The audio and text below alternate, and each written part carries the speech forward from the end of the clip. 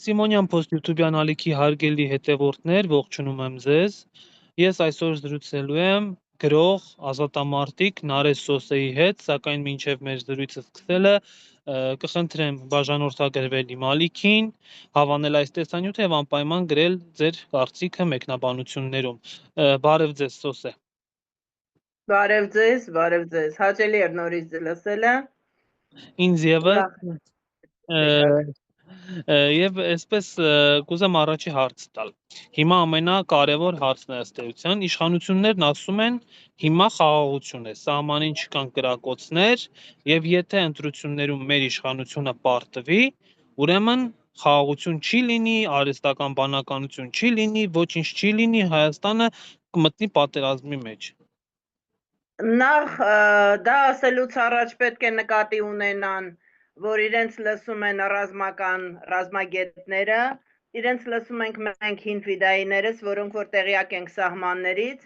եւ համարյա ամեն ամիս մենք ունենք սահմանին զոհվող, որին փորձում են ներկայացնել իբրև իրար կրակեցին, այնտեղ չգիտեմ բաները ինչ որ սպաներն են կրակել, ինչ որ ուրիշ իրավիճակներ են փորձում մեջ բերել։ Իրականությունն նա է, որ վերջին անգամ օրինակ նոր տարուն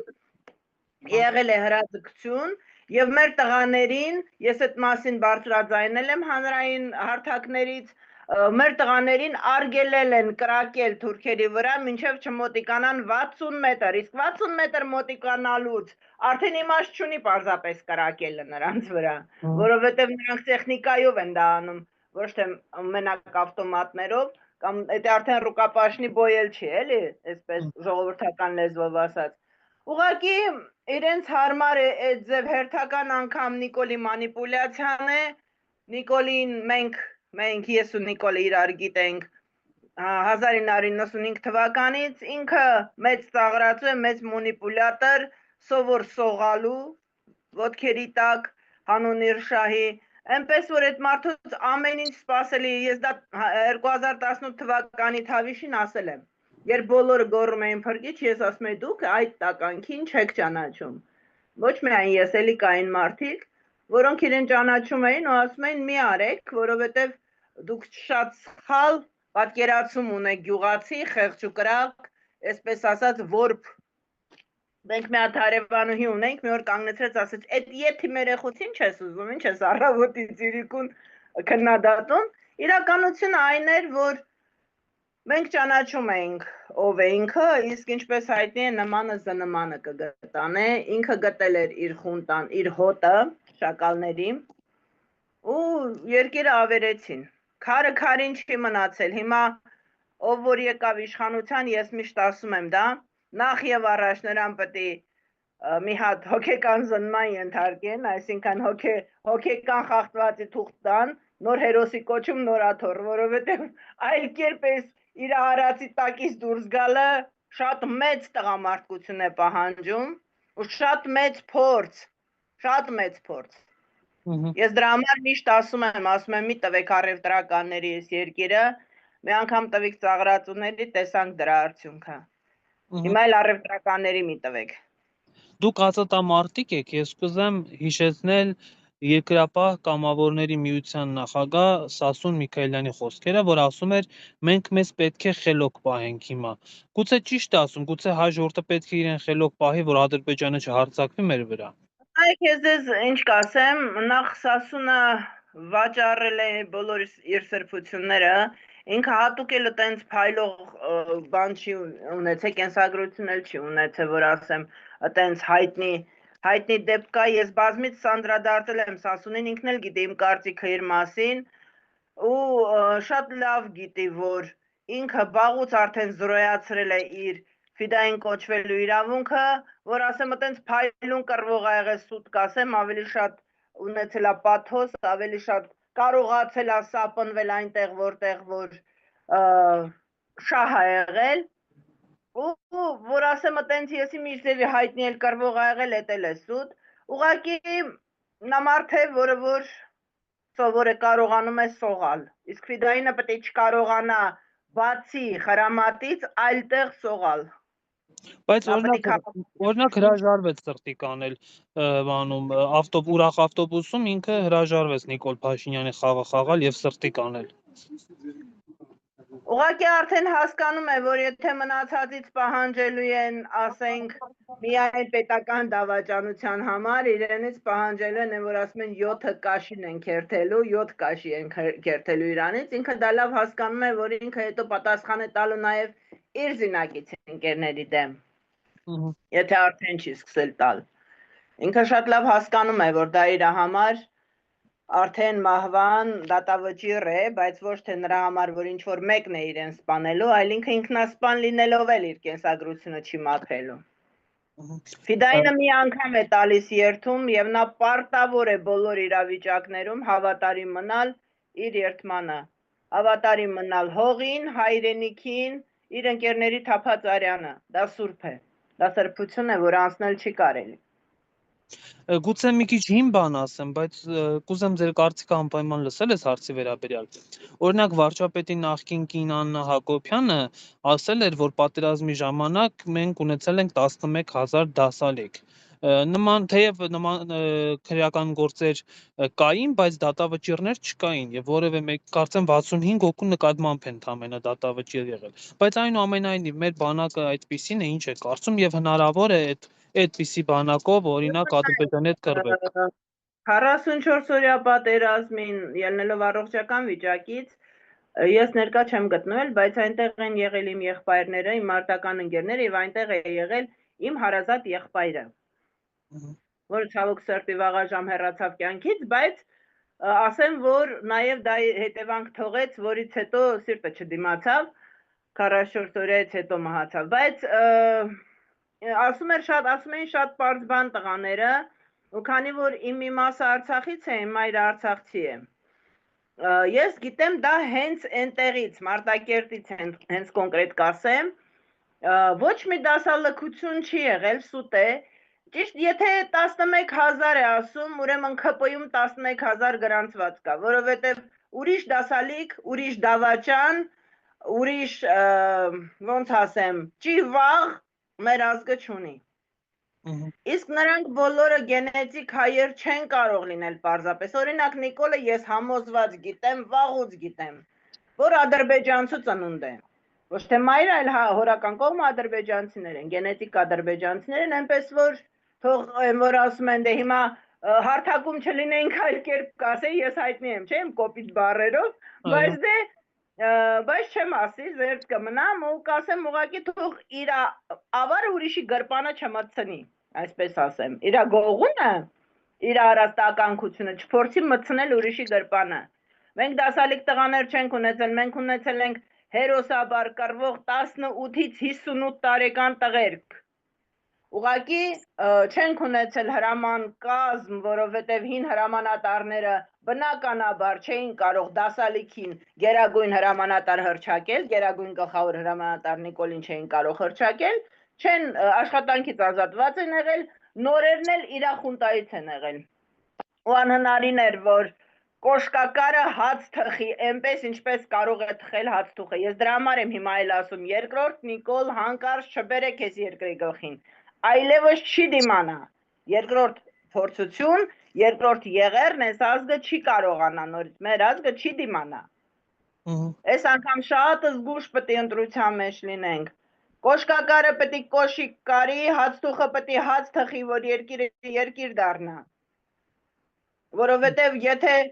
առողջապահության նախարարը սոցիոլոգ է լինում, կրթության նախարարը եսիմով, սա ենք ունենում, այս պատկերն ենք ունենում։ Եթե քաղաքական նկատառումներից կիլոմետրերով հեռու մարդը, որը որ ուղակի Թումանյան չիմանալով, ես դա համոզված գիտեմ, մի կուրս ինձնից վերև է Նիկոլը սովորել, ազատվում է համալսարանից ու հետո հայտարարում է, որ քաղաքական նկատառումներով է դուրս մնացել, այն ժամանակ ինքը ոչ մեկն է եղել, որ իրեն ինչ-որ բանի սովորել, ազատվում է համալսարանից ու հետո հայտարարում է, որ քաղաքական նկատառումներով է դուրս մնացել, այն ժամանակ ինքը ոչ մեկն է եղել, որ իրեն ինչ-որ բանի համար հանեն։ Բնականաբար սա ենք ունենալու կրթահամակարգում, սա ենք այս իրավիճակն ենք ունենալու երկրում։ Եթե գերագույն գլխավոր հրամանատար է, բայց չգիտի ավտոմատը որ կողմից է գրակում։ Դիմաց ընտրություններ են եւ մի քանի այսպես առաջատարներ կան, հա, սոցհարցումների տվյալներով խոշոր բլոկներ կան, ընդդիմությունից Սամվել Կարապետյանն ու Ռոբերտ Քոչարյանն են։ Ձեր կարծիքով ի վերջո հանրությունը ում կընտրի եւ ում եք դուք անձամբ համակրում։ Ես դա երբեք չեմ թաքցրել, ես դա ասել եմ միշտ, ես դա ընտրել եմ դեռևս Կարեն Դեմիրճյան, Ռոբերտ Քոչարյան ժամանակ, ամենաառաջի ընտրություններին։ Ես միշտ եղել եմ Ռոբերտ Քոչարյանի համակիրը, գաղափարակիցը, գիտեք ոնց է։ Մենք չենք ընտրում թաղի տղա, այսպես ասած, կամ ասենք շատ կներես կոպիտ արտահայտվեմ, տուն տանելու համար չենք ընտրում, երկրի ղեկավար ենք ընտրում, այո, պետք է լինի կոպիտ, պետք է լինի աշխատասեր, պետք է լինի հրամանատար, որին որ կամենան ենթարկվել, դաժան պետք է լինի, որտեղ պետք է։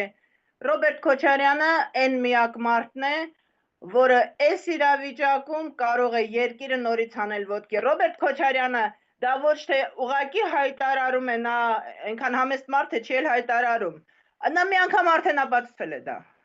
Պատերազմից հետո նա մի անգամ արդեն ավերակներից երկիր է ստեղծել։ Ինչ մնում է, որ անընդհատ ասում են գույքի դիմաց, գույք պարտքի դիմաց, եսիմ ինչ,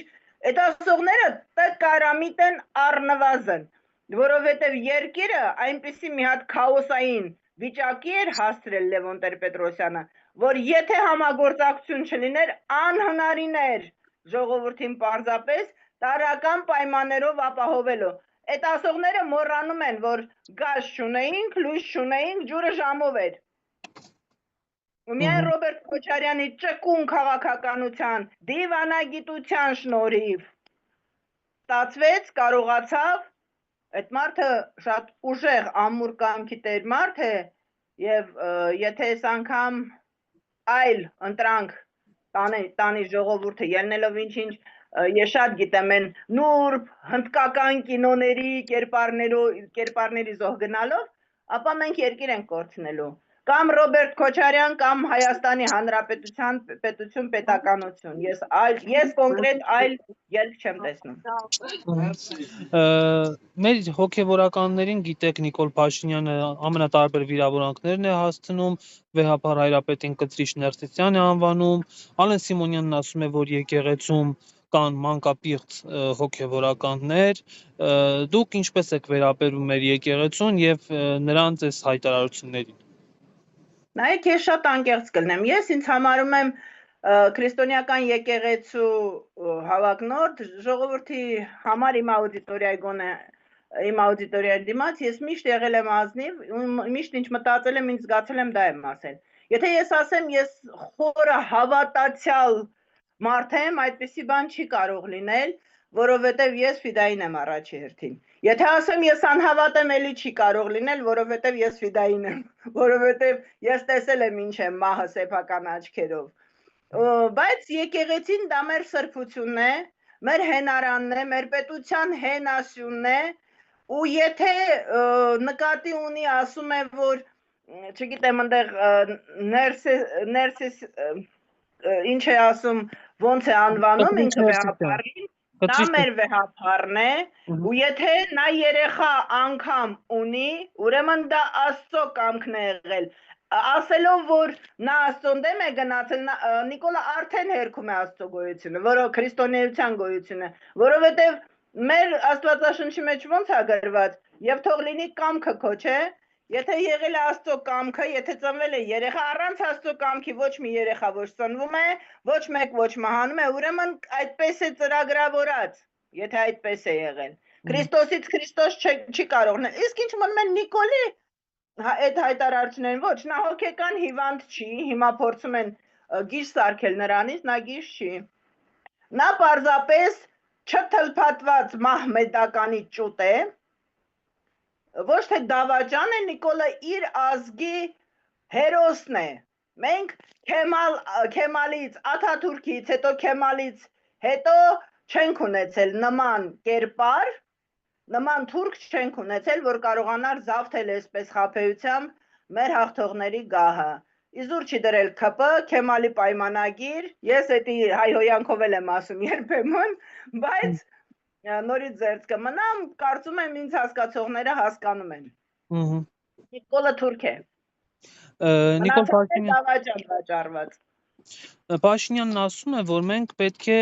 Արցախի հանրապետություն, Արցախ տերմինները այլևս չօգտագործենք։ Նույնիսկ ցեղասպանության թանգարանի տնօրենին հեռացրին Արցախի հետ կապված Վենսին գիրք նվիրելու համար։ Եվ ասում է, երբ որ մենք ասում ենք Արցախ, դա նշանակում է, որ Ադրբեջանի նկատմամբ ունենք հողային պահանջներ, ինչն էլ իր հերթին նշանակում է պատերազմ։ Ինչ է կարծում, մենք պետք է շարունակենք Արցախ տերմինը օգտագործելը։ Նախ Արցախը դա մեր սրբությունն է։ Արցախ ասելով մենք միայն հողատարածք կամ Արարատ ասելով մենք միայն հողատարածք նկատի չենք ունեն։ Մենք հոգևոր սրբություններ ունենք։ Եվ դա մեր սրբությունն է։ Այո, դա մեր երազանքն է, այո, մենք անպայման ես համոզված եմ հասնելու ենք Արցախ։ Մենք դեռ Արարատ ենք հասնելու, շատերը իմ հայրական կողմը սասունցիներ են, ու ես միշտ ասում եմ դա, որ Եղեռնը չի կարելի հերքել, այն ինչ հիմա Ծիծեռնակաբերդի հետ է անում Նիկոլը, դեմը ապրիլի 24-ն էին, դրանք սարքում են, որպեսզի չկարողանան գնալ։ Նիկոլ, լսում ես, գնալու ենք Ծիծեռնակաբերդ, բոլորով գնալու ենք, մենք բոլորս ազգովի պահանջատեր ենք Եղեռնի։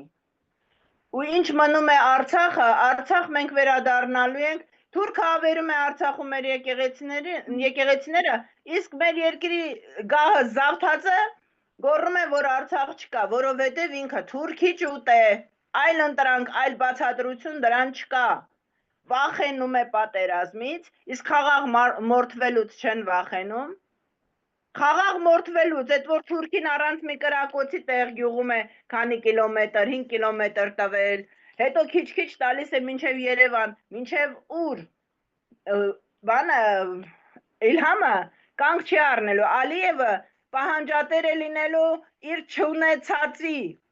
համար, իսկ մենք մեր ունեցածի համար, այո, թող կռիվ լինի, հետո կկռվենք, առաջի անգամ չենք հաղթում, մենք ես պատերազմնել ենք հաղթել, մեզ դավաճանել է Գերագույն գլխավոր կոչվածը իր խունտայով, իր թուրքական 5-րդ էշալոնով, իր ՔՊ-ով, մենք մեր տղաները չեն պարտվել, մեր տղաները կռվել են մինչև վերջ, իսկ մեզ դատում է միայն նրա համար, որ չենք ուզում թուրքանալ, ապրիլի 7-ին իմ դատն է հերթական, փորձում է սուտ մատնություն կարելին վրա, իր ոստիկանախունտայով, ես մեռա ասելով, ոստիկաններն ու Նիկոլի ներքին օրգանները միակ պահապան հրեշտակներն են Նիկոլի, նրանք եթե իրենց գործը ճիշտ կատարեին, մենք վաղուց Նիկոլ ու ՔՊ չէինք ունենա, գահին, իշխանության չէինք ունենա, իսկ ինչ մնում է Նիկոլի ապրել չապրելու, Նիկոլը պտի դեռ երկար ապրի, ու պտի երկար դեռ դատվի, ու երկար պտի պատասխան տա դեռ, ու պատասխան պտի տա իր այդ 5-րդ էշալոնով։ Շատ լավ, շնորհակալ եմ զրույցի համար եւ մեր հեռուստադիտողին կրկին խնդրեմ բաժանորդագրվել ալիքին, հավանել այս տեսանյութը եւ գրել կարծիքը։ Շնորհակալ եմ։ Ես եւս իմ հետ